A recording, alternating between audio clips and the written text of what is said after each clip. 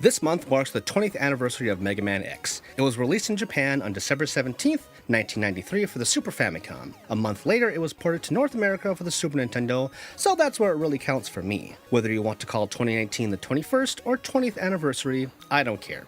I just want to talk about one of my favorite games of all time, and for some context, X released just a month after Mega Man 6 in Japan. For North America, we wouldn't get Mega Man 6 until March, so by that point it already felt old and dated compared to X, not to mention the core series got kind of stale post Mega Man 3. With that out of the way, let's talk about what makes this game so unique from an evolutionary standpoint. Some might say it's the perfect blueprint on how to upgrade a series while keeping core ideals intact. For example, while there are still 8 robot masters you can tackle in any order, you can repeat their levels. Why would you want to? Well, because each one is packed with secrets, from the new armor upgrades to the energy tanks to the heart pieces. They significantly change how you play the game. In order to get said upgrades, you need to repeat some levels once new powers are gained from said robot masters. Defeating certain ones will even change the level, like dousing the fire with ice in Flame Mammoth's stage once you defeat Chill Penguin. That was mind-blowing to me as a kid. And let's not forget about the music. Never had a game in the series sounded as good since Mega Man 2 and 3. The rock-influenced 16-bit melodies will stay in my head until the end of time.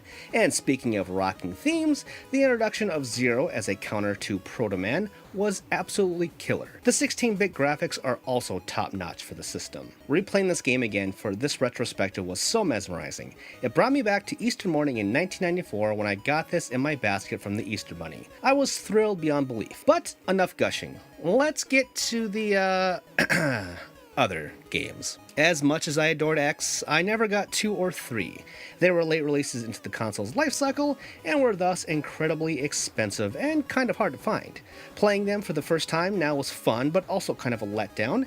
In both cases, they tried to up the ante with quantity over quality for the extras. Getting the armor pieces or the extras had more of a checklist mentality. Almost everything was locked under in order to get this, you need this sort of formula. They're not terrible, just nothing special compared to the first, so now I don't feel as bad missing these originally. The sequel I did play during its moment in time was Mega Man X4, which moved the series to PlayStation and I guess Sega Saturn and PC, but in my mind, this became a PlayStation franchise post Mega Man X3. Anyway, it felt like the natural next step from the original. With X4, you can now play through the entire campaign as either X or Zero, with Zero's moves mirroring that of Street Fighter-esque combos. The inclusion of voice acting and anime cutscenes was also thrilling for me as a budding high schooler just getting into the medium.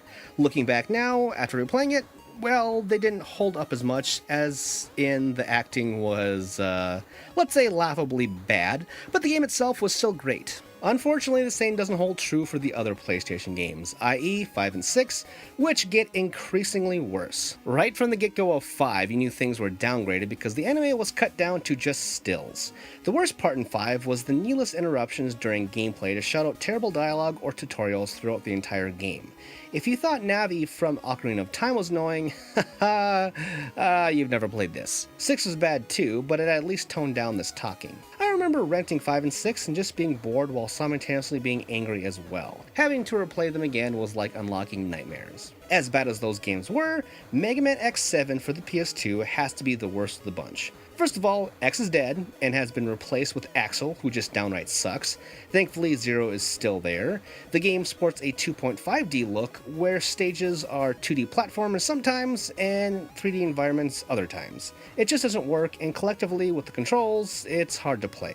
X does come back after you defeat all Robot Masters, so basically the game, with his name on it, doesn't include him until the last fourth. That's cool! I hated it then, and I hate it even more now. So much so that I skipped 8 back then, the last game in the series, which released back in 2004. Playing it now, hey, it's actually not that bad. Which brings me to my list. If I had to rank them, it would be X, 4, 2, 3, 8, 6, 5, and 7. Of those 8, the only 2 games I would really recommend would be the original and 4. I just replayed them all via the Switch Legacy collections that came out last fall. Thankfully, they are split up into 2 games, so if you want the best of the best, just grab the first part because the second collection has 5 through 8, and they're not going to be a fun time. Would I like to see a Mega Man X9 in the vein of how Capcom made Mega Man 9 as an 8-bit throwback? Yes. 1,000 times yes. Why they haven't is beyond me. But that's Mega Man X in a nutshell. So now I urge you just to go play it and celebrate with me the Mega Man X anniversary.